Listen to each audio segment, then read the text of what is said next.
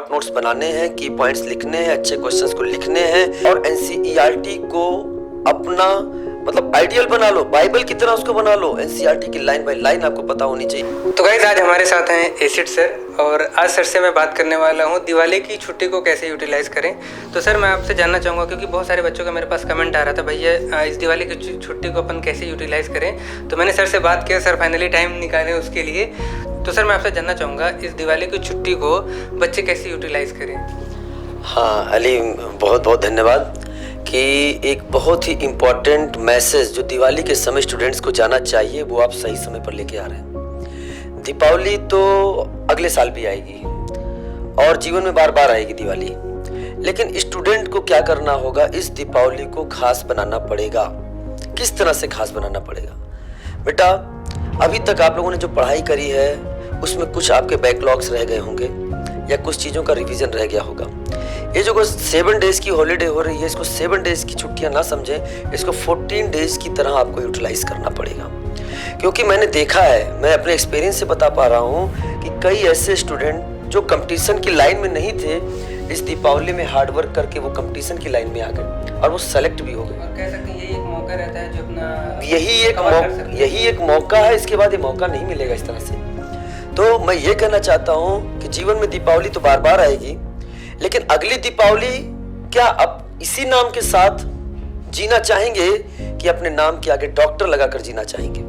क्या ये दीपावली के दिन आप अपने समय को, मैं मानता हूं परिवार के साथ रहेंगे तो हमें एंजॉय करना है और एंजॉय करना भी चाहिए, लेकिन 7 डेज की छुट्टियों को बेटा इस तरह से यूटिलाइज करना, इस तरह से पढ़ाई करना, अपने बैकलॉग को इस तरह से खत्म करना कि आप जब आए वापस से तो आपके अंदर एक नई एनर्जी हो, इतनी अच्छी एनर्जी हो कि उसके बाद जब आपका सिलेक्शन हो जाए तो आपको हर एक दिन दीपावली नजर आए, आपको दीपावली के लिए किसी के इंतजार करने की जरूरत नहीं पड़ेगी। सर, एक चीज़ मेरे को और जानना था आपसे, इस दौरान जैसे दिवाली को छुट्टी आ रहा है तो अपन केमिस्ट्री को कैसे पढ़ें, या फिर शॉर्ट्स नोट बनाना चाहिए, या जो बच्चों को बैकलॉग्स आ जाता है जैसे ऑर्गेनिक केमिस्ट्री हो गया, फिजिकल केमिस्ट्री हो गया, तो इन टाइम पे अपन केमिस्ट्री को कैसे किस तरीके से अच्छा बना सकते हैं?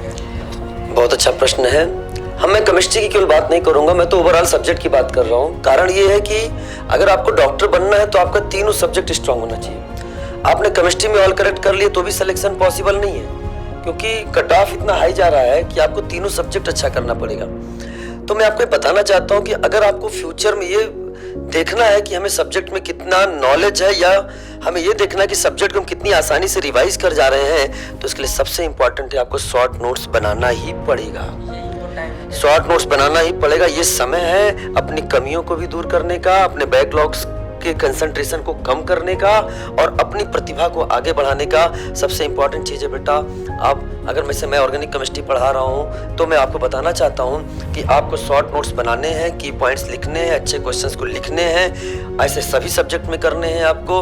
और एनसीईआरटी को अपना मतलब आइडियल बना लो, बाइबल की तरह उसको बना लो। एनसीईआरटी की लाइन बाय लाइन आपको पता होनी चाहिए। जो आपको नोट्स लिखाए जा रहे हैं उससे रिलेटेड कंटेंट को एनसीईआरटी से पढ़िए, और जहां पे आपको लगे कि एनसीईआरटी का वो पॉइंट आपके नोट्स में सर ने लिखाया है उसको हाईलाइट जरूर करिए, एनसीईआरटी कॉर्नर बनाइए, ताकि बाद में चीज़ें आपके लिए बड़ी आसान हो जाए। तो गाइज़, ये था बहुत सारी चीज़ें सर ने बताई जो कि बहुत ही इंपॉर्टेंट था इस टाइम बताना, दिवाली के बच्चों कैसे अपनी छुट्टी को यूटिलाइज कर सकते हैं। तो आई थिंक आपको बहुत ज़्यादा हेल्प मिलेगा इस वीडियो के माध्यम से। अपनी दिवाली की छुट्टी को बहुत अच्छे से मना सकते हैं, साथ ही साथ अपनी स्टडी को भी बहुत अच्छे से कर सकते हैं, ताकि एक अच्छा फ्यूचर ब्राइट। मैं एक बात यहाँ ऐड करना चाहूँगा कि ये दीपोत्सव आपके जीवन में इतना अच्छा उत्सव हो कि आपके जीवन का हर एक दिन उस दीपोत्सव की तरह नजर आए। आप के मन में जो एक उजाला है वो हमेशा दीपक की तरह जलता रहे। इस तरह से अपने को हार्ड वर्क करो, इतना अपने आप को हार्ड वर्क करके जला लो कि आपके जीवन में हर एक दिन उजाला पैदा हो जाए।